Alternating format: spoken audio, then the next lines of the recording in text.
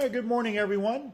This is Robert Moyeda with the National Weather Service office in Miami, and this is the 2023 rainy season outlook. What we do here every year. We've been doing this for a number of years now, just to give everyone an idea of what we can expect or what's at least possible for this rainy season.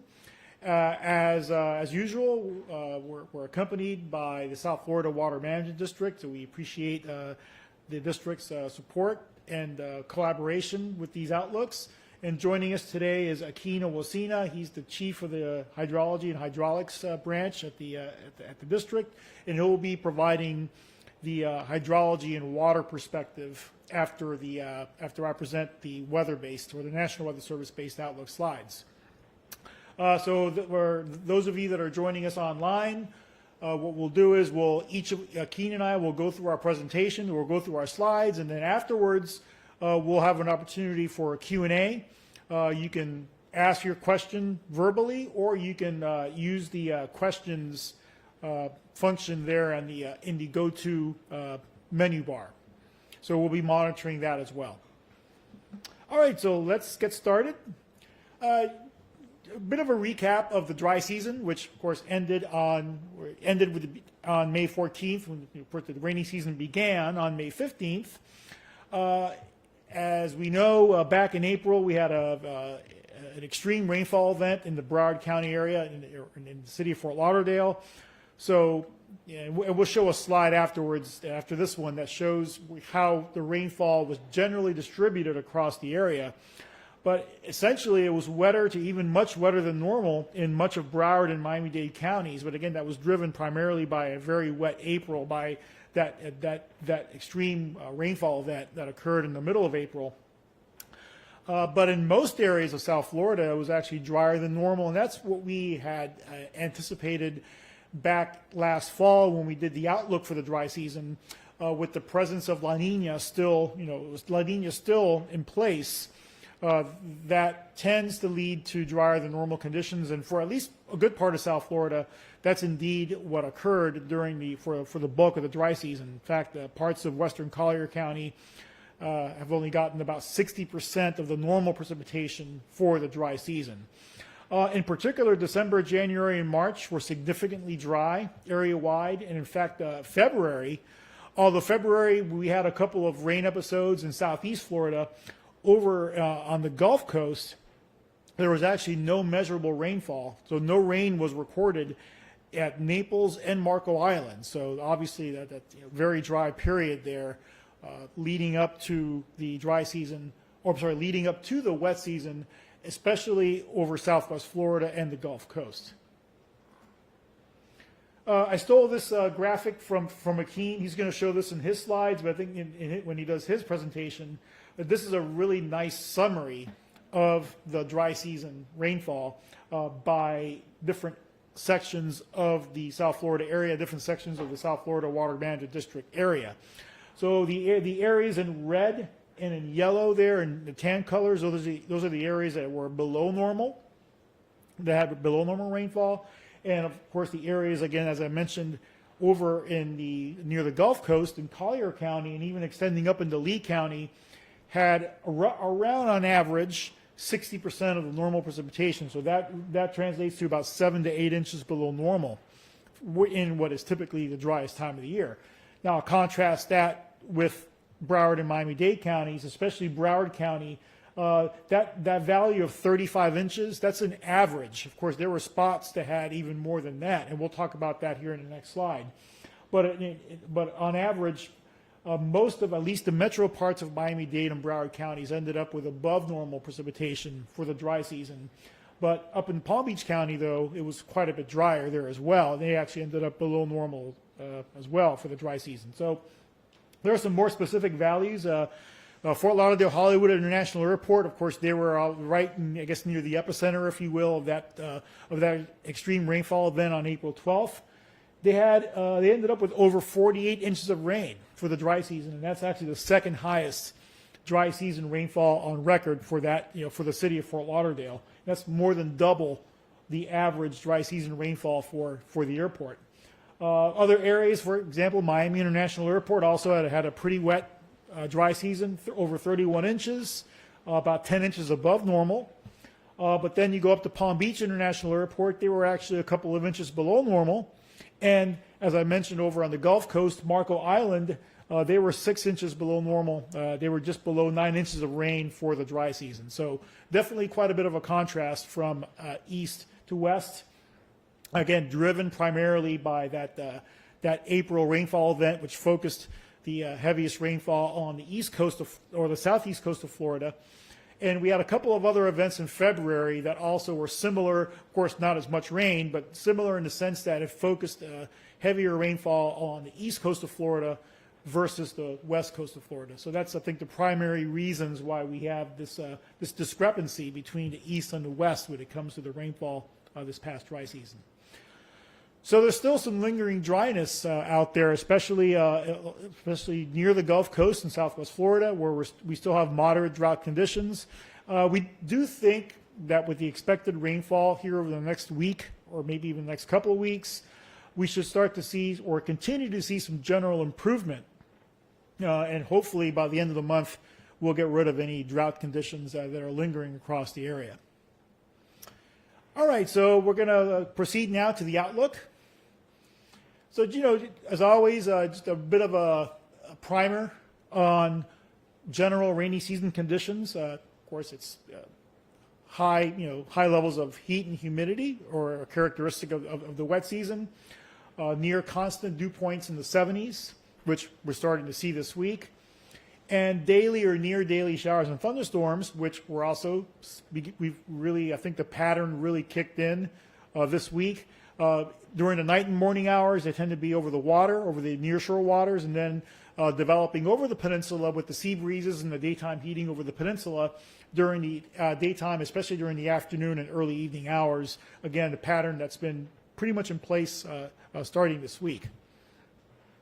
As I mentioned previously, the rainy season starts on May 15th, which started this past Monday, and it ends on October 15th. So back in 2018, we went to these fixed dates, and it's based on the long-term average of when we kind of subjectively determined that the rainy season began and ended. So, and it applies to the southern part of the Florida Peninsula. So basically it applies to areas from Lake Okeechobee southward.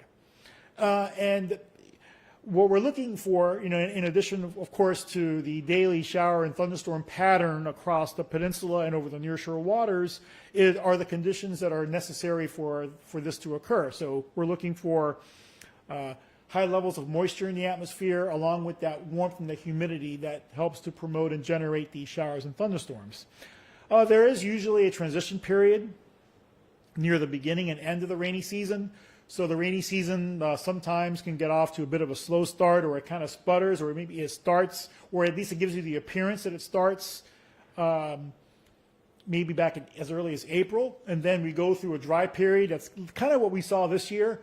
April, as we've already mentioned, April was pretty wet and stormy, but then we had a dry period to begin the month of May, and then it was just this week that the rainy season pattern we feel is really kicked in. And then that also can happen on the other end, at the end of the rainy season, where we can have a couple of weeks where we can go through dry periods and wet periods before that dry season pattern really kicks in.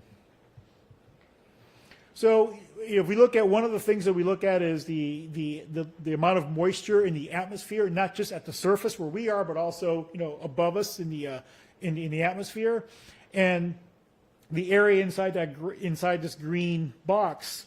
Those lines are indication of the amount of moisture in the atmosphere, and these are measured by weather balloons, and also we have satellites that can remotely sense the amount of the moisture content in the atmosphere.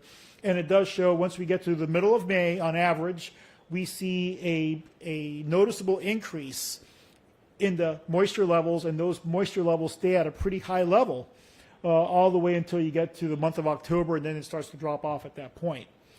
Another way we can look at this is the median daily rainfall coverage, and these are maps that were produced by our Weather Service office in the Tampa Bay area.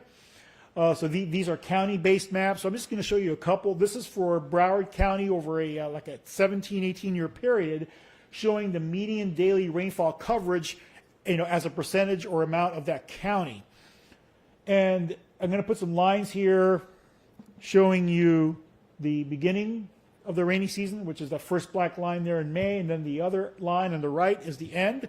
So bracketed there between those two lines, those green lines are indication of greater than 50% of the county on average receives rainfall during that time frame. So there is a bit of a transition there near right at the beginning in mid-May and also at the end of in October, but certainly almost all of this period where on average you see quite a bit of rainfall coverage. The other example I'll show is from Collier County, in similar trend there as well. So these are the normal or the average rainfall amount. So this is over a 30-year period. So over a 30-year period from May 15th to October 15th, these are the average rainfall amounts for select locations here in South Florida. The higher values tend to be along the East Coast. So about 40 to 45 inches of rain on average during the wet season for the East Coast metro areas. Right along the immediate coastline, it's a little bit less, a little bit, maybe closer to 30 to 35 inches or so. And then in Southwest Florida, about 35 to 40 inches. So that translates to about 60 to 70% of the average yearly rainfall occurring during that 5-month period between May 15th and October 15th. So as we've already mentioned, the nature of the summer rainfall here, if you were to describe what's an average summer day like here in South Florida, well, scattered showers and thunderstorms, again, maybe over the water during the morning hours and then developing over the peninsula during the afternoon hours. And a lot of this can be rather spotty in nature. In other words, not rain covering the entire area, but at least covering a good part of the area. So because of that, the summer rainfall totals, what we end up seeing over the course of an entire season, can vary widely from location to location. Because again of the typically rather spotty, if you will, nature of the thunderstorms that do form over the area. So that also makes for predictability of summer rainfall over an area or to be rather difficult. We can't guarantee that for every location you're going to have above normal or below normal rainfall during the season because of this variability that's common. There are typically 3 phases. Again, it doesn't always work out neatly, doesn't always work out exactly this way. But there's typically 3 phases to the rainy season. The first phase is from the start of the season through about the early part of July. And that's usually the stormiest phase. That's when the frequency is highest, or the highest frequency of severe thunderstorms, strong gusty winds, hail even, flooding, and tornadoes. So that, again, that's based on what we've seen in the past. Then sometime in July through at least into part of August, that's our hottest period. And we can also have some fairly extended dry periods as well. And that's as a result of the subtropical high that's over the Atlantic Oceans, often referred to also as the Bermuda high. That during that midsummer period, again, early July to at least into August, that high pressure area tends to build or move closer to Florida, which can give us some warmer and drier periods, and also can translate to episodes of Saharan dust that come off the coast of Africa, of course, every summer. And that Saharan dust can travel all the way across the Atlantic and make it into Florida and into the southeast United States. So that's the time frame when the Saharan dust is more likely going to occur, or at least affect Florida. It can occur earlier. It can occur in June as well as later in August, but typically that centers around this July-August time frame. Then we get towards the last part of the wet season, and from, let's say, the second half of August through the middle of October, that's when precipitation can be often the most variable, hardest to really pin down, because it's highly dependent on any tropical activity. Of course, this August to October timeframe coincides with the peak of hurricane season. That's when historically we've been affected by, or at least mostly affected by tropical systems.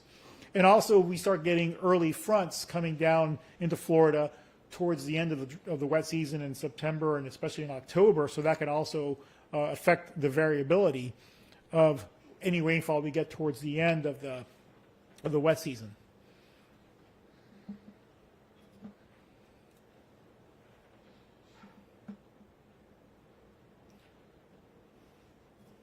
Okay, stand by. I saw a comment that you're not seeing what I'm seeing. Okay. I'm showing that you should be able to see the slides. In fact, the slide that I'm showing now says historical severe weather peak is May and June. Can someone confirm that you're seeing that slide? Okay, thank you very much. I appreciate that. Yeah, all right, thank you very much.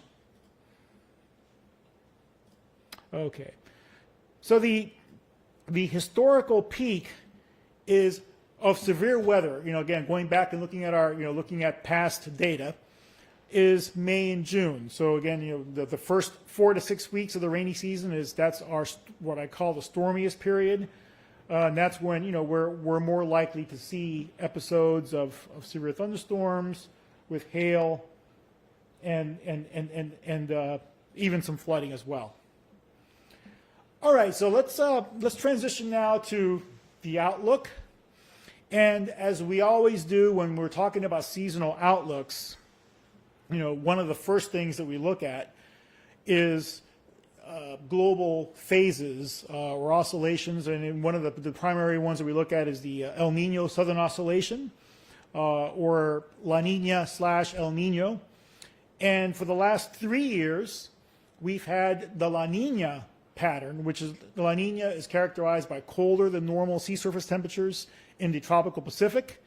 So you look at this chart here, those blue areas, that's for 4 different sections of the equatorial Pacific Ocean. So you can see here on the map in the lower left, those are the regions that are described here or that are shown here in these graphs on the right.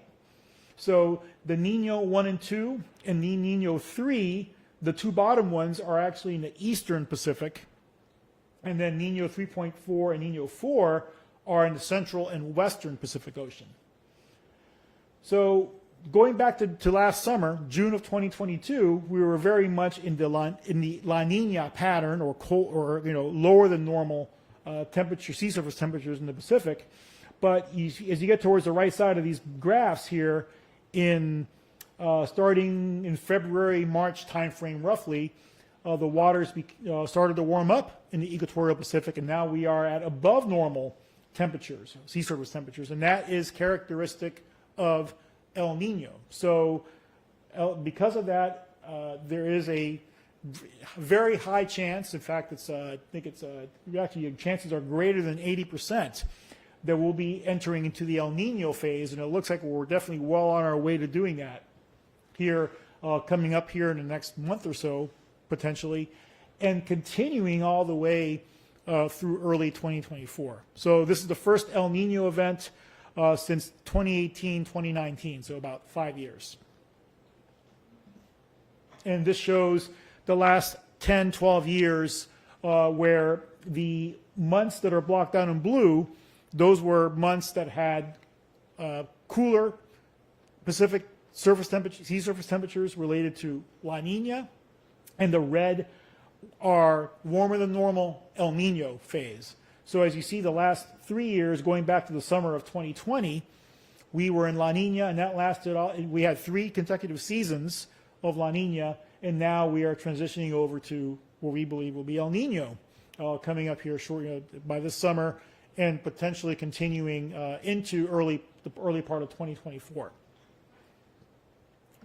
And we also look at the magnitude, or how defined the El Nino pattern will be based on how much above or below normal the sea surface temperatures are. So for El Nino, we're looking at how much above normal those sea surface temperatures could be. And what we're showing here is that as we get towards the latter part of the year, so on the right side of this graph, we're showing that the temperatures, the sea surface temperatures could be as much as 1 to 1.5, maybe even getting close to 2 degrees Celsius above normal as we get towards the end of the year. So that would be if we cross that 1.5 degrees Celsius threshold above normal, we would cross over into the strong, what we call a strong El Nino. So the stronger the event is, the more likely it is for the patterns that the El Nino would lead to or would set the stage for, the more well-defined those patterns would be. And these patterns, one of the things that that's common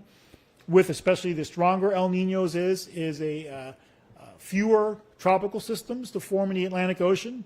Again, we don't have any specific values yet. The hurricane season outlook comes out next week, but that's one of the things that's used for hurricane seasonal outlooks as well as for seasonal forecasts on a local level.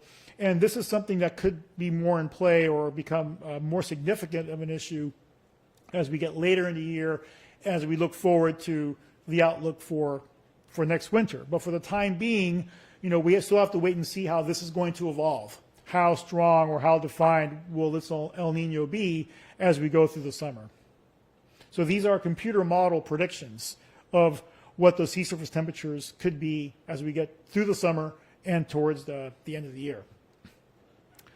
So for the seasonal outlooks, like the wet season outlook, we look at, of course, we're using the Climate Prediction Center, the NOAA CPC, and their outlook, which is based on a variety of different factors. One of them is the long-range models. Another one is trends, especially trends over the last 10 to 20 years. For example, and I'll show some examples here shortly, but over the last 10, 20 years, or even beyond, we've had mainly warmer summers and, in general, wetter summers. And then we also look at analogs meaning past years with similar preseason conditions. So in other words, things like El Nino, La Nina, years that had similar conditions, what were those seasons like? What conditions occurred during those past seasons? So, these are not usually applied equally, but they are considered and they're used in formulating and coming up with these outlooks. So we look at the models here. So these are long-range models. This is the North American Multi-Model Ensemble, which is basically an ensemble of different long-range models to give us an idea of how the season could shape out as it relates to precipitation and temperature. So the graph on the left is the June, July, August probability of precipitation, or above or below normal. So the green colors over Florida are showing leaning towards above normal precipitation during this June, July, August period. As you move over to the right image, this is for August, September, and October. So we're moving to the second half of the wet season. And notice here the green colors indicating likelihood of above normal precipitation is shifted over a little bit more to the east. So over Florida, we're kind of in this neutral, if you will, area. One thing that is consistent, though, down to the south, there in the Caribbean Sea, south of Florida, it's much higher probabilities of below normal precipitation. And this is actually a pretty well-defined signal that we've seen during El Nino summers down in the Caribbean. This signal doesn't usually translate up into Florida, although there have been past El Ninos in which we have seen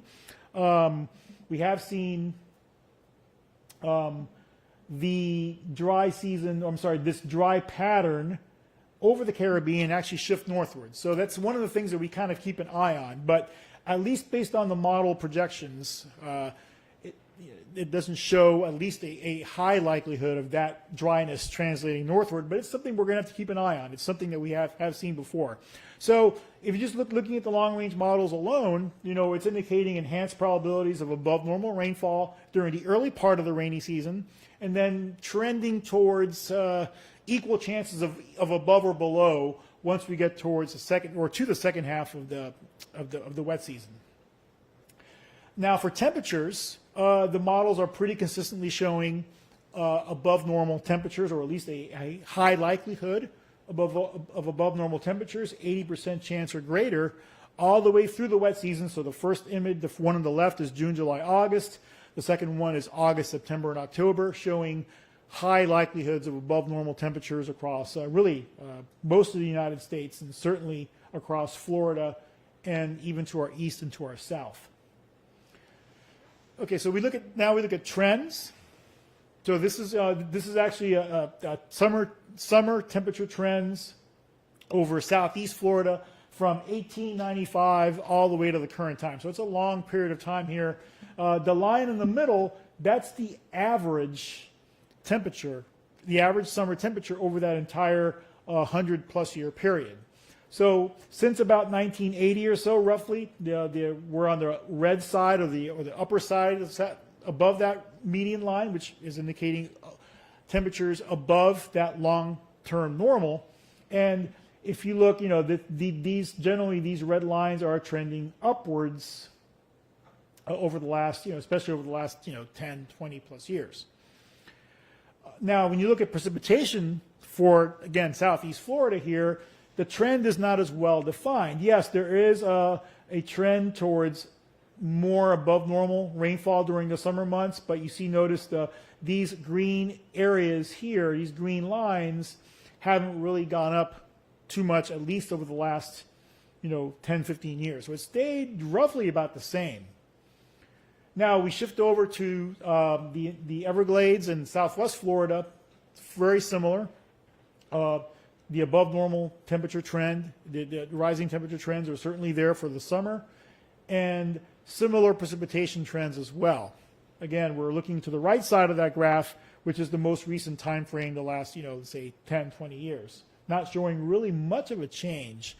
So trends are a little bit, when it comes to precipitation, the trends really aren't that clear as far as whether it's been we're having wetter summers or drier summers. It's again not very well defined. Then lastly, we'll look at analogs, or in other words, past summers that have had El Nino, La Nina, or neither, which is what we call neutral.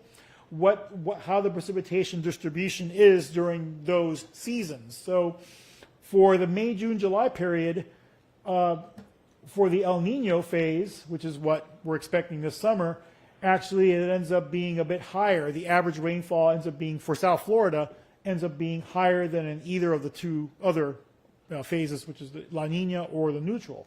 So this gives us a little bit more confidence, perhaps, in that early season wetter than normal outlook. But then we go to August, September, October, notice how the El Nino, those months during El Nino episodes, the rainfall is maybe a little bit lower, or can be lower compared to the other two phases. So again, kind of supporting what the models are indicating. So putting all that together, for the outlook, this is the NOAA CPC outlook, Climate Prediction Center, for June, July, August, we have leaning towards above normal precipitation, and for June, for the 1 month outlook, which I'm not showing here, the 1 month outlook for June is showing actually a higher chances for above normal precipitation. So that's why that gives us maybe a little bit more confidence in the early part of the rainy season being perhaps a bit wetter than normal. And of course, the likelihood of above normal temperatures is pretty solid there in the map on the right. Now for August, September, October, notice now the Climate Prediction Center put Florida in equal chances. So we're no longer leaning towards above normal rainfall. We're now actually indicating equal chances, which means it could be equal chances of above, below, or near normal temperatures. In other words, no clear indication. And I think that matches what we looked at here with the analogs, with the trends, and with the models. But for temperatures, it still remains pretty solidly above normal. So that really has not changed.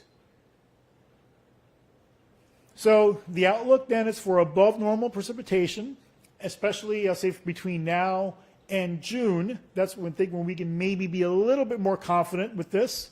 And then as we get closer, as we get towards August, we may trend, or that above normal signal may start to go away a little bit. And then for the second half of the season, we're really ending up with equal chances. This is always highly dependent on any local tropical activity. As we know, especially especially when we get later in the hurricane season. So that's why the confidence is really no more than low to medium for any location as far as this outlook panning out. And that also translates to what we would call an average flood risk for South Florida. We get, on average, about 8 to 10 flooding events per rainy season in South Florida. So, right now there's no indication that it's going to be dramatically more or less or fewer than the average. But again, so it's the average flood risk. And then we can be a bit more confident with the temperatures outlook being above normal. So maybe an average of 1 degree above average per month, maybe up to 1.5. I mean, that is, so somewhere in that 1 degree range. And more noticeably in the overnight, early morning minimum temperatures being above normal. We have warmer than normal sea surface temperatures, not just in the Pacific, but also closer to home here off the coast of Florida. And that often translates to warmer temperatures, especially at night. So the confidence here is higher. We'll say medium to high level of confidence in the above normal temperatures. Of course, we can't forget about hurricanes. The hurricane season starts June 1st. We talked about the outlook, the NOAA hurricane seasonal outlook coming out on May 25th. But remember, those outlook numbers only tell you a part of the story. We have no skill at this point in time in when the storms are going to form and what areas are more likely to be impacted within the, across the ocean, across the Atlantic during a hurricane season. So we really have to be, our main preparation motivator, if you will, for hurricane season is the same every year. So this map here shows the tracks of all the hurricanes that have basically entered or inside that circle encompassing all of southern Florida. So we're a highly hurricane-prone area, so we want to make sure that we keep that in mind. We don't base our preparedness or our preparations for hurricane season based only or even mostly on what that outlook is indicating. That's, again, the outlook that comes out next week. One of the things you'll sometimes hear is people talk about, if we have an El Nino this hurricane season, that's good news for South Florida. Well, it could be good news, maybe, because we talked earlier about El Nino tends to lead to fewer storms forming in the Atlantic Ocean, but it doesn't mean that we don't get any storms. Storms will still form. Hurricanes and tropical storms will still form. And again, we have no skill in determining what areas of the basin might be more favored. So in order to kind of show that, again, this is maybe not the best way or only way to show it, but I look back at the different, since 1950, tropical storm and hurricane landfall years. So again, we're including all tropical systems, not just hurricanes here. In hurricane seasons in which we've had El Nino, it's about 1 in 3. So about 1 in 3 El Nino hurricane seasons, we've had a tropical storm or hurricane affect any part of South Florida. That's about the same as for La Nina. So the La Nina and El Nino frequencies are about the same, actually, which, La Nina, as we know, typically leads to more hurricane formation in the Atlantic Ocean. But from a very localized standpoint here in South Florida, there really don't see much of a difference in what's, in the frequency of tropical systems affecting Florida during those phases of ENSO. During neutral, actually, is when it's actually been the highest. But there's really not enough of a difference between those to come up with any kind of correlation that we could confidently say, yes, South Florida has a lower risk or has a higher risk during any particular season. There's no strong correlation. That's why, we need to be ready the same way. We have to prepare the same every year. So, with rainy season, of course, we have an increase in thunderstorms.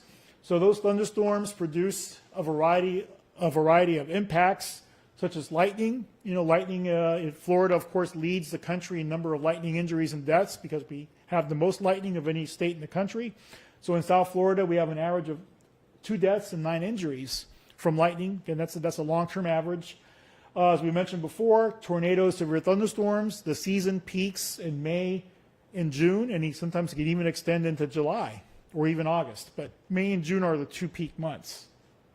And about 8 to 10 flood events per year, and an average of about 25 to 35 water spouts over our nearshore waters during the rainy season. So, we always want to remind people about different safety tips for these different hazards or for tornadoes. Take those warnings seriously, just like any weather warning. Tornado warning means take action. A tornado is expected in or very close to that area that's under the warning. So go indoors, windowless room, an interior room in that building. We talked about lightning. So, it's simply our simple slogan, when thunder roars, go indoors. That's, the number one tip for remaining safe during our almost daily thunderstorms like what we've had this week, and we're expecting again this afternoon. So hear thunder, or if you see a flash, dash inside. So when thunder roars, go indoors. When see a flash, dash inside. Those are our two slogans that we use for lightning safety. We've had some experience with this, unfortunately, recently also with flooding. So, our flooding is often deceptive because it's not rapidly moving water, but it can pond or accumulate pretty quickly. So, don't assume if water's covering a roadway that it's going to be shallow enough to drive through. So, make sure you turn around if you see a flooded roadway. Other hazards, of course, we talked about hurricane season. Rip currents are also can be common during certain parts of the wet season, especially when we have holiday weekends. We have a Memorial Day weekend coming up. We have 4th of July.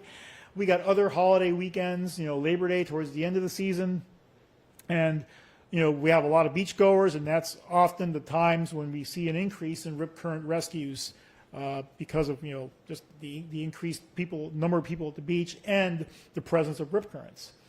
Last but not least, heat. We have chronic heat here in South Florida during the summer, during really the entire wet season, especially when we get to the peak of the summer, that July-August time frame. That's when heat index values can exceed 100 degrees on most days during that time frame. So that's when we get above 100 degrees for heat index, that's when the risk of heat illnesses increases. So we want to make sure that people are very mindful of that. Don't take the heat for granted. It can and is dangerous, even on a relatively average day here in South Florida during the peak of the summer. And in particular, make sure that we always check the back seat. Again, on an average day, summer day, the high temperature, let's say it's 90 degrees early in the afternoon, the temperature inside a vehicle can be 30 degrees or more higher. So definitely don't leave any children or pets unattended. Check the back seat, make sure there's no one back there. And again, practice heat safety. Limit your time outdoors during the peak of during the hottest time of the day, late morning through early afternoon. And stay hydrated. Wear light clothing. Rip currents, they kill more. It still is the leading the leading killer still in South Florida. So make sure that we're heeding the advice of lifeguards. Make sure we pay attention to those flags, and swim at guarded beaches. That's you're guaranteed to be safe, or at least you have a much higher chance of staying safe. Lastly, I want to mention we have the graphical hazardous weather outlook, which is on the National Weather Service website, weather.gov/Miami. These give you daily outlooks of the potential hazards for different hazards, from severe thunderstorms, flooding, tornadoes, all the way down to heat, water spouts, and even marine impacts as well. Oops, let me go back here. All right, so that concludes the National Weather Service portion of the outlook. Now we're going to go over to Aquino Wasina, and he is going to present the water conditions summary for the wet season.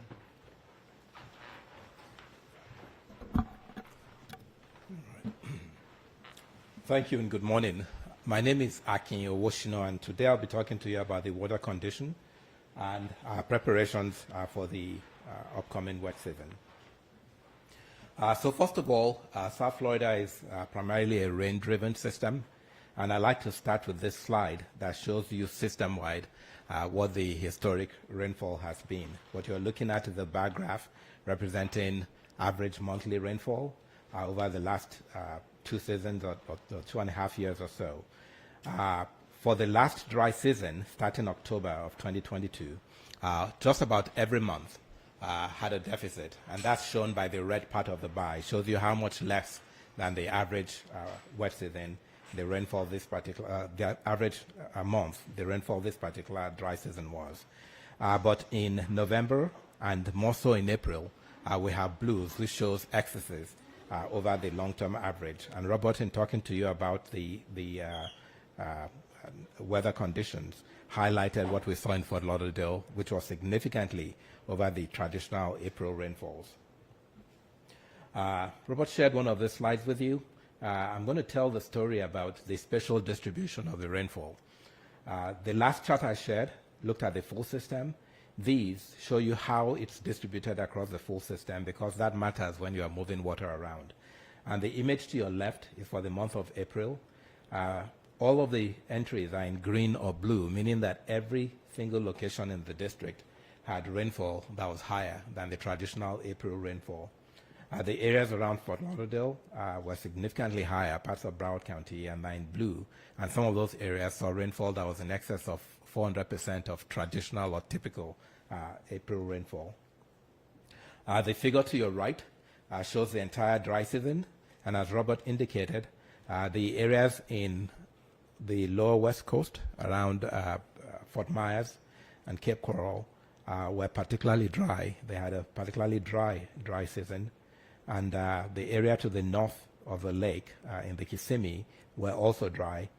The one area that had wetter than average rainfall this part dry season is in the lower east coast, with the majority of it being the late April rainfall. And I think there was also in February rainfall in that part of the system. So with that being the rain conditions, how have the system responded? I'll start from the northern part of the district around the Kissimmee Basin. And what you're looking at here is a green trace that represents the water level of the stage of the major lake systems. On each of the plots also, there's a red line that represents the operation schedule. And the easy way to think about that is that when the water level goes above that schedule, we take actions to try to bring it back below the schedule. And the way the schedule typically works, it describes our operations to some degree, is that in the dry months, you are using water from storage. You're using water that's been accumulated in the lakes. And the goal is by June 1 to get to a low point that creates room in the lakes for rainwater or storm runoff that occurs in the wet season. And then the goal by the end of the wet season is to have the lakes full again so that they have water for the upcoming dry season. What this shows is that we're on track to hit our June 1 targets for the lakes in the upper Kissimmee system. You'd also see in these green traces the track of rainfall. Where you got rainfall in April, you saw a recovery, but we're slowly heading back down again, and we're on track to hit our targets for the start of the major rainfall or runoff events that we should anticipate. Moving down to Lake Okeechobee, this is a busy graph, but I show it so I can compare the current year to some other years in the past. The green line and the circle there indicates where we are today. Actually, it was on May 16th when we made this plot. But essentially, it shows you where we are in the lake relative to many other years. I have many traces on there. But I want to emphasize that what happens from here on out depends a lot on what happens with regards to rainfall this wet season. For example, the black line that is higher today than the stage we're at today was 2010. And you'll notice that in 2010, we ended up with a less than average wet season, and we progressed into a less than average dry season. And the lowest line on the plot, I'm not sure if you'll be able to see my mouse, but the lowest line on the plot there, representing 2011, actually came following a 2010 when we had lake stages that were higher than we are today. So even though the lake stage is higher than where we would like to see it, a lot will depend really on what happens with the rest of the rainy season. There are a number of tools that we use to kind of take a look at this and try to project where we may be and make informed decisions on how we might operate the system. And one of them that I'm sharing with you today is the position analysis. It takes current conditions and then runs many, many models. And from those models, it generates statistics. And what this tells us is that there's a high likelihood, about 50% chance, that we'll be within the purple shaded area on that graph over the next several months. It says that 25% chance will be higher, 25% chance that will be lower, but the most likely, depending on just historic records, there's about a 50% chance that we'll fall within that range that is shaded within this on this graph. So in addition to these models, we also use information generated by a meteorologist. For a water manager, the traditional rainfall forecast at the start of the day is not good enough. You actually need to have an idea of how much rain you expect to get and where it's likely to fall. And so they put together what we call quantitative precipitation forecast, QPFs. And what this is a product that represents the next 7 days with some information on the confidence we have in those projections. So this essentially shows day one. I think this particular product was generated on May 16th. So day one would have been May 16th, and then you look every day onwards. Our water managers meet weekly with the U.S. Army Corps of Engineer water managers. They use this product and several other products to talk through and plan the operational strategy for the upcoming week. And of course, they make adjustments during the week based on what actually materializes. Moving on south of the lake, what you can see here, and I'm going to go over this very quickly, are the states or the stages within the water conservation areas. Water Conservation Area 1 is now back to schedule, so where we typically would like to be about this time of the year. Conservation Area 2, which is on the bottom right of your screen, is above schedule, but that particular conservation area sometimes gets above schedule easily. Conservation Area 3, because of the relatively dry period we've had this dry season, is below schedule, which is not necessarily a bad place to be going into the wet season. Robert shared the CPC outlook. We use this as well in helping inform decision making. I kind of showed, when I was looking at Lake Okeechobee, I showed a track that showed 1 year and then looked at the next year. This part of the system has memory, and so we look at what happens not only now over the next week, but what happens for the rest of the season, and try to project into what might happen even maybe next season or maybe sometime into the next year. And what this is showing, as Robert mentioned, is that for the near term, there's a higher than normal, there's a likelihood that we'll have potentially wetter conditions than normal. And then as you go further into the wet season and towards the start of the dry season, it becomes equal chances of wetter conditions or drier than normal conditions or average conditions. And if you look even further out, it goes back again towards potentially wetter conditions. These are all things that we take into consideration as we look at the operational decisions we make for the lake and most of our system. Now I'm going to transition from looking at surface water and the surface water response and start going towards groundwater. And to set that up, I'm showing you this drought forecast or the drought monitor that Robert spoke to earlier. And I'm highlighting the fact that on our west coast is where we still have some moderate drought within the system. Now, one of the products we look at on a frequent basis is what's happening to the groundwater within the system. And what this map to the right shows you is multiple well locations that we monitor continuously. The color coding for these maps are based on water level within each of the wells themselves. So if a well is showing green, it means the water level within that one well is somewhere between 25 and 75% of the water levels typically observed within that well. That is roughly normal, and that's good to see. If you see red, it means that the water level within that well is on the low end of what we typically see within that well. And what you would notice is that in the parts of the West Coast, where a lot of the water supply comes from groundwater, with the drought or the dry conditions we've had in this dry season, you see a lot of reds and oranges in the areas around North Cape Coral. It just means that the water level within those wells are lower than they traditionally would be. It's an issue that we always pay attention to. It's an issue that's of concern to us, and we kind of watch it very closely and track what happens with it. Hopefully, though, as we go into the wet season and we start to get some of the rains that are anticipated, some of these wells will recover. In preparation for the wet season, the district goes through a number of things, and I've shared some of these with you in the past. We take the opportunity of the dry season to look at all of our flood control assets, do inspections, and make sure they're ready to go for when we need them later in the wet season. We also take this time to wrap up our overhauls. If we have pumps or anything that needs to be serviced, we make sure we take care of them now. And in some cases, just do a predictive maintenance to make sure they're in good shape going into the season when we'll most likely use them the most. We prepare for hurricane response by doing a Hurricane Freddy exercise. For this year, we completed that on May 3rd. It was a very exciting exercise. We do a full mode switch test, and that is where we take our entire system, and instead of running it from our control room, we go to our secondary or backup location and run the system completely from that location to make sure that we're set up nicely. Should something happen to the control room, we know that we'll always be able to operate the system. And that's coming up really pretty soon. We talk to the 298 districts, the local drainage districts. Our flood control system that we manage is a primary flood control system, but for the entire system to work, the operators of the secondary system and the operators of the tertiary system should be working in concert with us, and we make sure we have that coordination on the things that we're planning to do and know the things that they're planning to do. We also work with a number of agencies and make plans with regards to big strategies. If there's a need to do a drawdown in a part of the system, there's construction and we need to operate in some way this year, we try to make sure we have that information ahead of time so that our responses are more planned instead of being reactive. So what is our conclusion on the outlook for this wet season?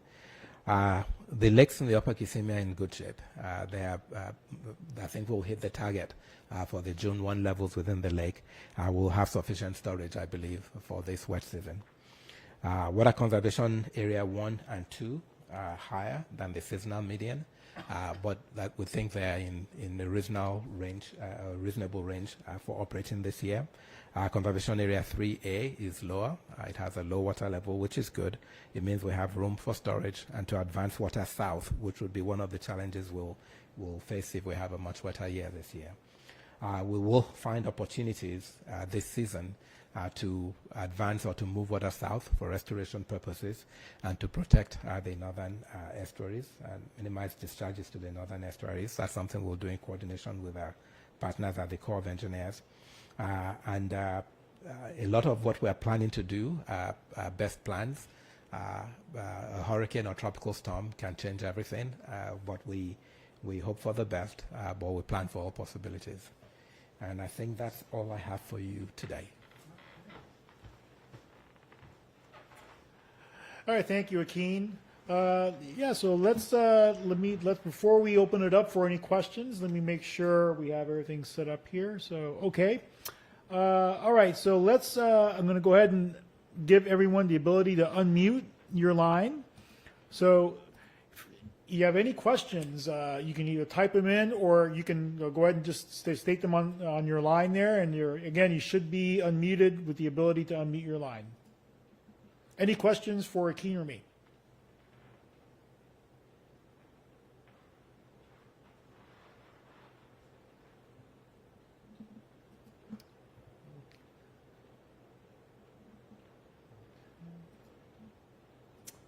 All right. So again, just to give a little bit of a recap, maybe give one last chance for people to ask any questions. I think we're in pretty good shape. I know, we were certainly concerned from a hydrology and from a rainfall perspective, the lack of rain we had even all the way into the first part of April.